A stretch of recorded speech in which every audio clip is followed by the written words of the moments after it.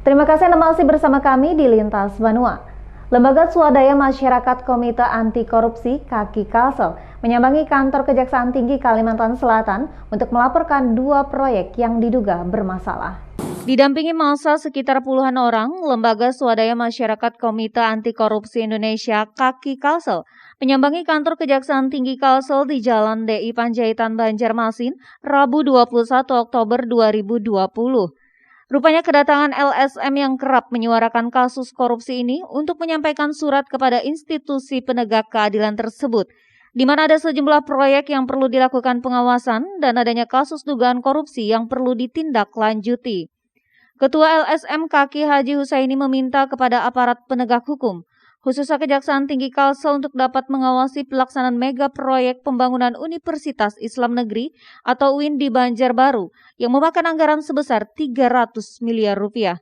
Tak hanya sampai di situ, pria yang kerap menyampaikan aksi di KPK Jakarta ini juga meminta kepada Kejati Kalsel agar memantau proses pemeriksaan dan penyelidikan terhadap dugaan tindak pidana korupsi di Dinas Kominfo Batola dalam proyek LED TV Outdoor Display tahun 2019.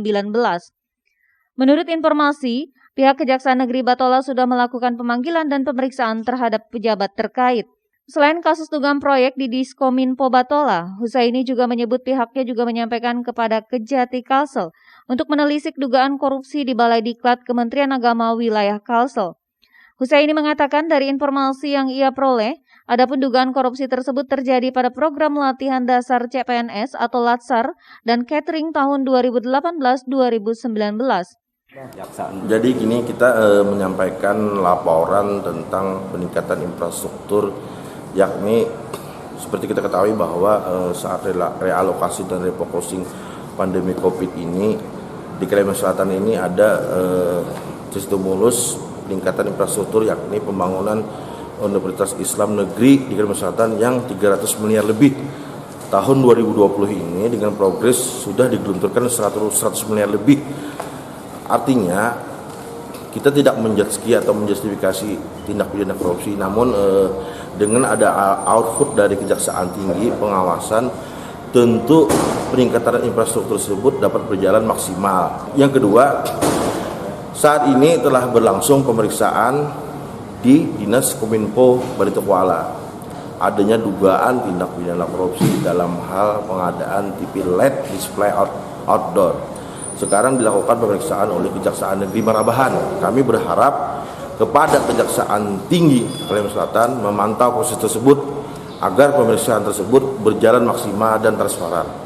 Ketiga, kita mengharapkan kepada pihak Kejaksaan Tinggi juga melakukan penyelidikan terhadap dugaan tindak pidana korupsi di Balai Diklat Kementerian Agama Wilayah Kalimantan Selatan.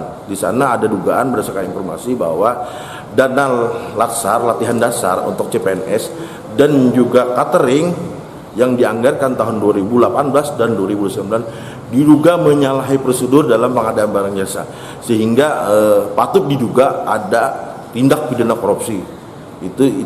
Itulah yang kami mengharapkan datangan kami ke sini. Kami berharap, kami percaya kepada Kejaksaan Tinggi yang bersifat transparan dan juga akuntabel. Artinya segala laporan-laporan yang masyarakat dapat dilaksanakan dengan baik. Mungkin itu. Rizalia Pandi, Banjar TV.